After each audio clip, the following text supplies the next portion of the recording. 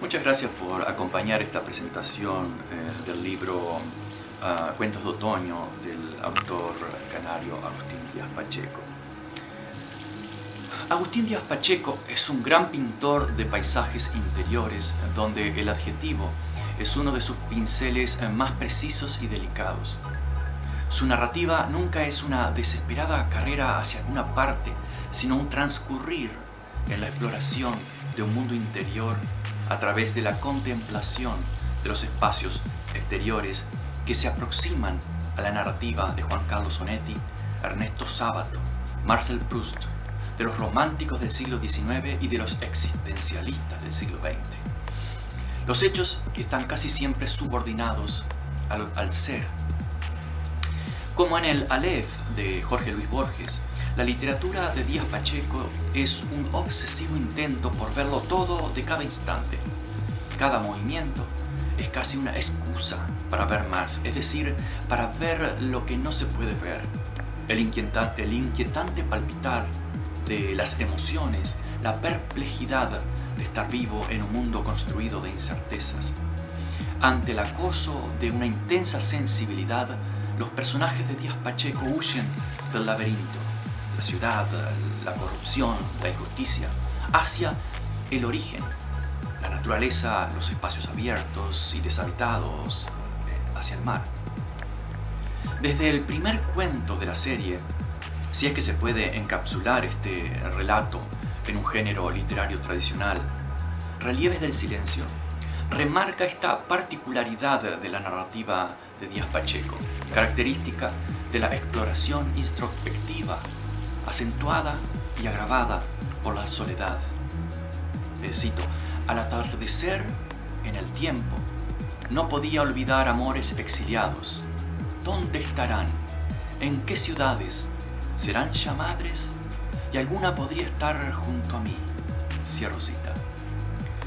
Como muchos escritores de raza, su narrativa no es una simple fabricación armada con las estratégicas recetas del éxito, sino que permanentemente roza su propia biografía.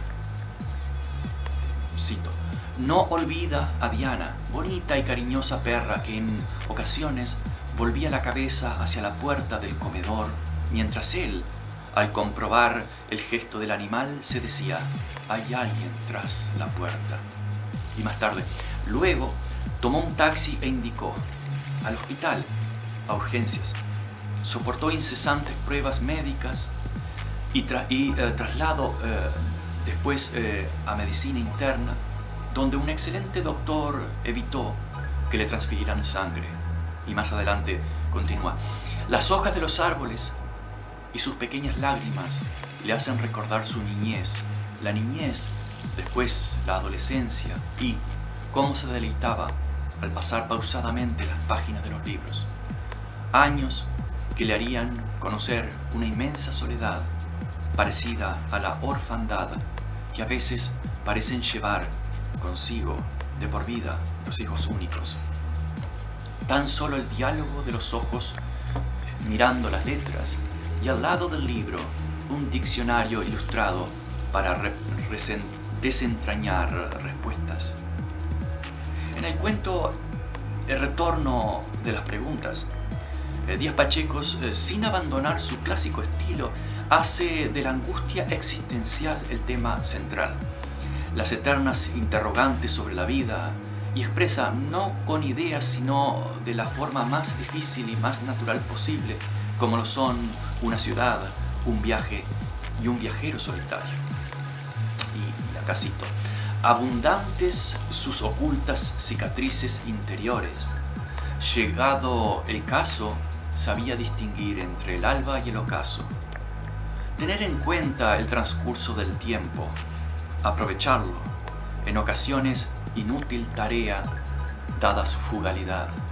Y más adelante continúa: máxime cuando el amor no es siempre templanza o paraíso, sino borrasca o infierno. Cierro cita.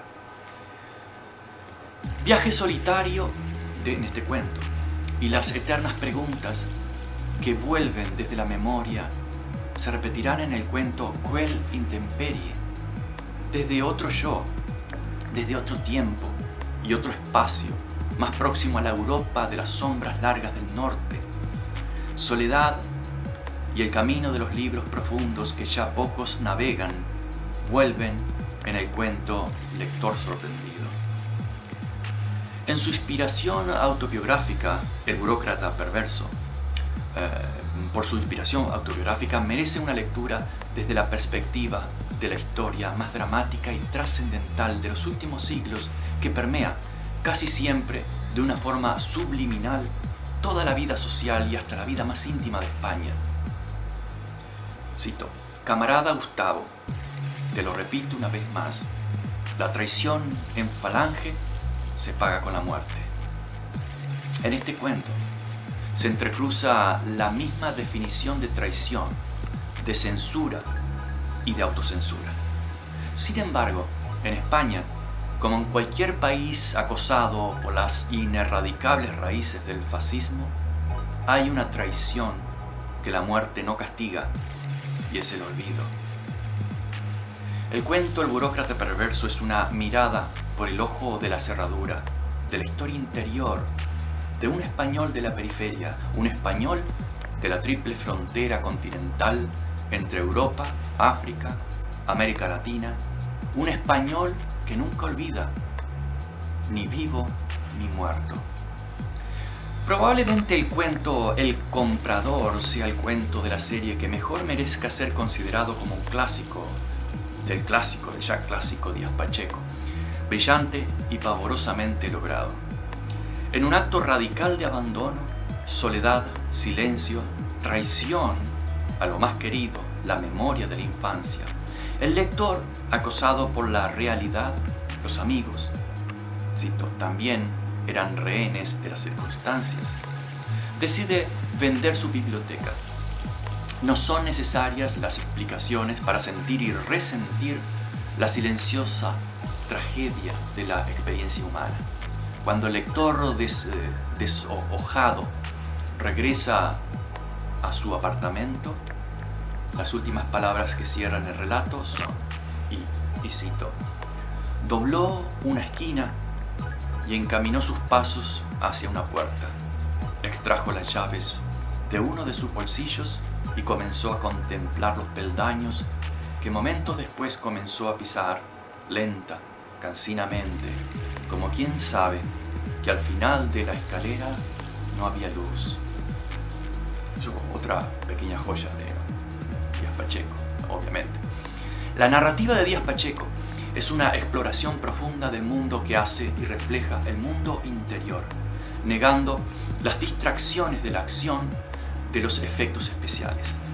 En un mundo que cada vez es más lo segundo y menos lo primero, donde se venera el éxito material, esa sombra de la vanidad, sus personajes dignifican el fracaso, que es por mayoría el caso de los habitantes del siglo XXI, aunque sea un fracaso disimulado por la fama y el dinero, por los mitos del éxito y los libros de automentira.